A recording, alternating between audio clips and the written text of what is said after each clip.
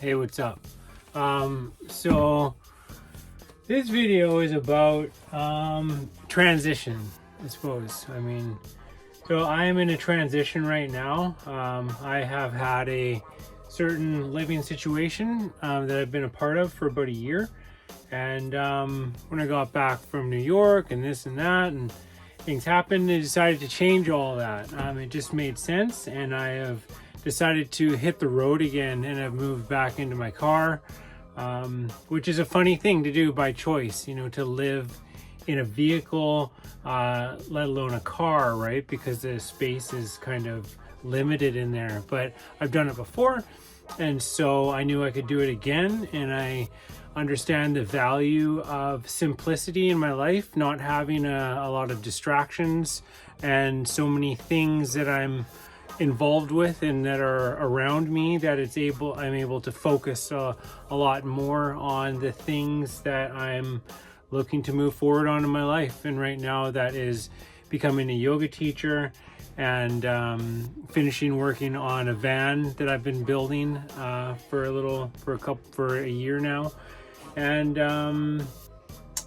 finish writing my book, things that I've been endeavoring on for years. And so yeah, and I tell you, it has been, even though there's like something that drives me forward, it's like, okay, I know I need to do this, I know that it's a good idea, but it's a little freaky, because there's a surrealness, when one chapter ends and another one is beginning, and you really have no idea what's going to take place, what's happening over the, what the next unfoldment of your life kind of looks like, right? And so I just know that like the first day, it took a bit to get all my stuff organized. Luckily I have somebody who lets me store some things. This is a storage bin, so I have a bit of capacity to do this type of thing. I have my car, and so I have a bit of space. I have a little bit of grace, which allows me to do this. And also I go to the YMCA for the gym and a place to practice yoga and all that kind of stuff. And so this is not my first rodeo. I've done this before, so it gets easier. You kind of know what's what, and you of course make improvements on the last how you did things the last time. It's like, okay, less. There's always way too much stuff, like going camping with too much stuff. It's just minimal is nice, if you can really narrow it down to only what you need, it's awesome. And then have space, you don't always have to fill up every area with space. Having room to move, just like in this container, if it was filled to the brim, how would I be able to access things and move around, and space for whatever, right? So definitely getting better at it. But the first night in the car was the roughest, because you just remember, it's like, oh wow, I forgot about this. Where do I park? Where do I sleep at night? And then how does my morning routine go and my evening routine? It's not and you're just like, oh my god, what did I do? What was I thinking? Why did I do this again? I conveniently forgot about the challenges, right? And you kind of just focus on, it's like, okay, well, I understand that there are all these benefits to what I'm doing, but all of a sudden, once it becomes very real and you're on the other side of a transition or still within it or whatever, but in this case moving into a vehicle, you realize it's like, wow, it becomes very real very quick, and you have to figure things out. And it's just like a daily process of coming to terms with a different way of living. And I would say it's just like in a sense, it's just like living in a house. It's just a different set of parameters. It's different sort of circumstances, or there's different things that you need to work around, to work with, that you have to come to terms with, that you have to embrace and let go of. There are certain positives and minuses that come along with it. Like, one of the great things is the freedom. It's like having everything that you need in your vehicle at all times, like you can just go anywhere, you know, go drive to visit somebody who's 5 hours away, and there's no packing involved. You have everything because you're very mobile, you know, you're set up in that way.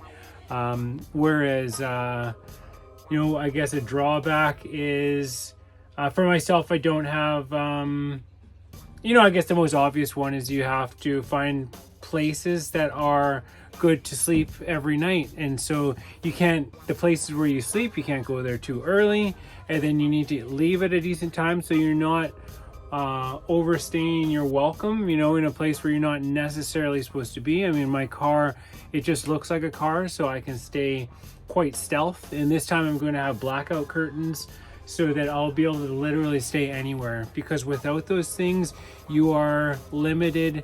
To a person who's sensitive like myself, you're limited to places that are quite dark, where you don't have street light shining on you. So it needs to be safe, it needs to be dark, and it needs to be quiet, and it needs to be level, essentially. So quite the parameters, but you know, over time. And so that's just like the evening. I mean, but you know, you find those places and you find what doesn't work for you. And then during the day as well, you know, it's like, holy cow, what am I do? I can't just hang out at this property all the time and overstay my welcome once again. So it's like, what do I do? And then you remember, oh wait, I've done this before. Oh right, libraries. I can go to a library. A lot of libraries are open early and late, and you can go there and work all day, and it's a really healthy environment to get work done. Say for whatever computer work, I mean, like, because that's what's going on there. It's quiet, and that's what everybody's doing. It's just like going to the gym and working out, or going to the gym and practicing yoga. It's like everybody is there working on a certain thing, and so it's easy, at least for myself, to remain focused, because I know that you can't just occupy a space for a large period of time. You know, you kind of use the space, and then you move on so that somebody else can do it. So it keeps you focused, it keeps you, you know, on task and moving forward in something. And yeah, so that's a good thing. Yeah, but just kind of freaky. I mean, just, you know, I'm getting through it. Every day gets a little bit easier. And then, you know, moving past everything here, sort everything out, make sure the car is fine, and then finding the routine, making sure, and then so now it's finding balance, and then finding, you know, another thing too is parks. You know, it's a huge asset to be able to go to a park and spend the day there, because most parks are open from sunrise to sunset, so you just have to kind of essentially utilize what is available, and that is the gym, which for me is the YMCA, and then parks and things like that. Trees, you know, the shade of a tree is huge. If you can find a tree that blocks the sun in the morning, that is a great place to stay. Or a tree that blocks the sun during the daytime, so then you have this shelter. I mean, it makes all of the difference in having all of these places that you can go. I mean, amongst things, you know, you can do whatever, there's a lot of places a person can visit, but it's good to have a few things that you can kind of revert back to, that you can resort to if you need to, if push comes to shove, or just like for whatever reason, so that you can go there and you know that you can spend an amount of time there just to breathe, or whatever it is, or meditate or practice yoga, because you don't always have to go to the gym. I mean, and of course this is very seasonal as well. I know that the clock is ticking, and that's a part of why I did this, I suppose, is so that my energy isn't spread out between a gym, a house, and my storage place where my van is here as well.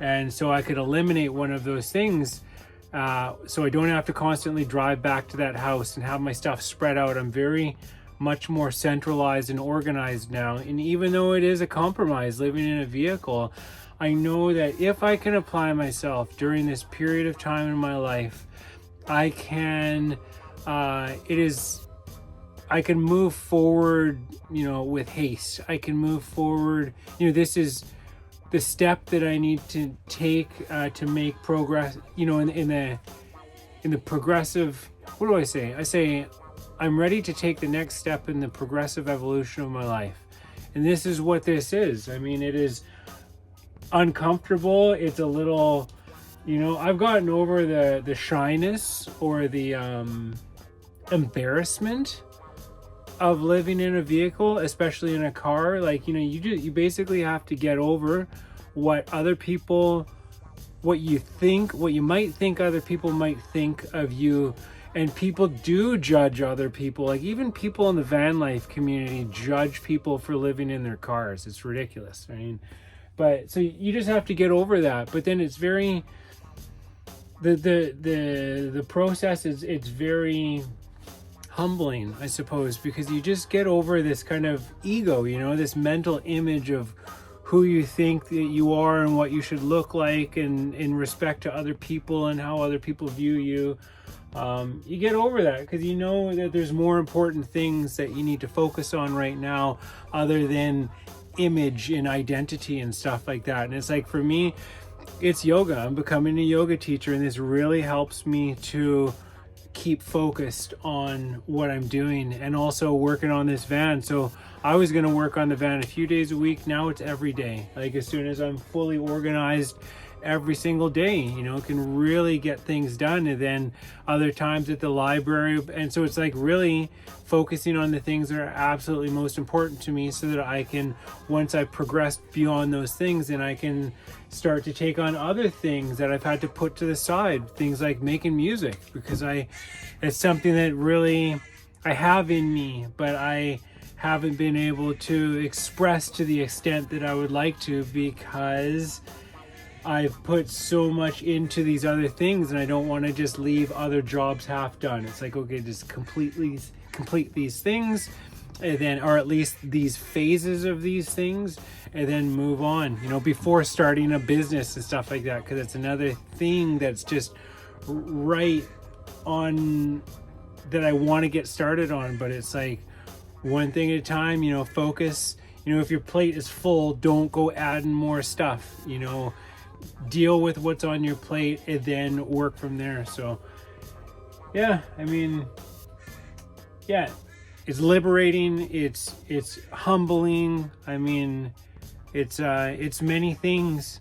It's a little freaky, embracing the unknown, living in a vehicle and figuring it out, but it is it's worth it. And like I was saying, it's seasonal, so you have to have a plan, because come wintertime, what do? You can't just you can't stay in certain countries. Say, like, I live in Canada here, you cannot stay here all year in the wintertime unless you're set up for that. But who wants to be set up for that? I mean, it doesn't really make sense living in a vehicle. For some people it does, but for me it does not. So it's like going south. So it's really good to have a fire lit under you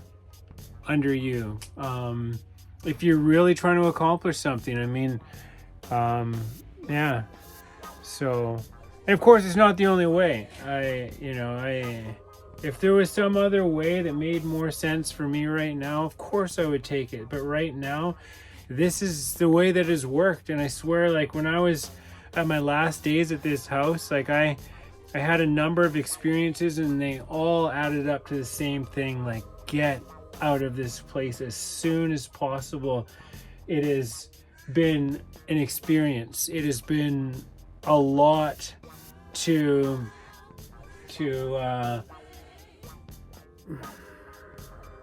deal with for a long period of time. It was a challenging situation for me, but it served its purpose, and it's time to move on. Yeah. And then that's what I've been doing, is just doing my best to stay as heart-centered as possible, and not get up in my head and not start worrying and thinking about how I'm going to figure it all out, because I've done it before. It will figure itself out. And it's like, if I feel like I'm being guided, if I swear I'm listening to my heart, if my intuition tells me this, if everything is telling me this and it makes sense, and it's just like, You know, sometimes you have to take a leap of faith and just do it. Even though other people might not understand, you know what, maybe you don't even understand, maybe you don't need to understand, and that's the point, you know, that's the thing about taking a leap of faith.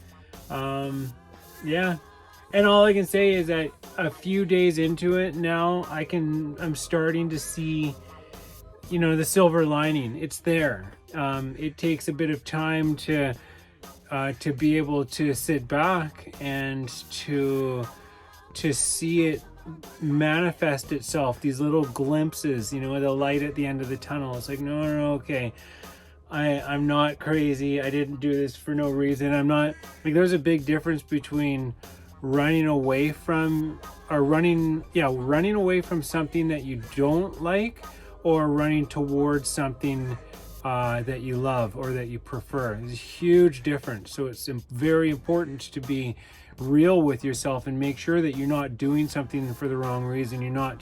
This is not just another form of escapism, or you know, some way to avoid. It's not an avoidance thing.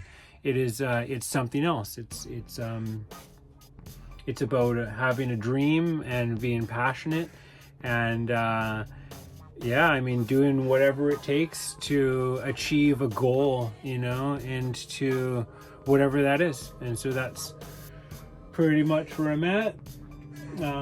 Looking forward to this leg of the journey. You know, it's a funny one, and like I said, it's scary. You know, I'm not even gonna pretend for a second that it isn't, but yeah, but it's also liberating and invigorating and exciting. So yeah.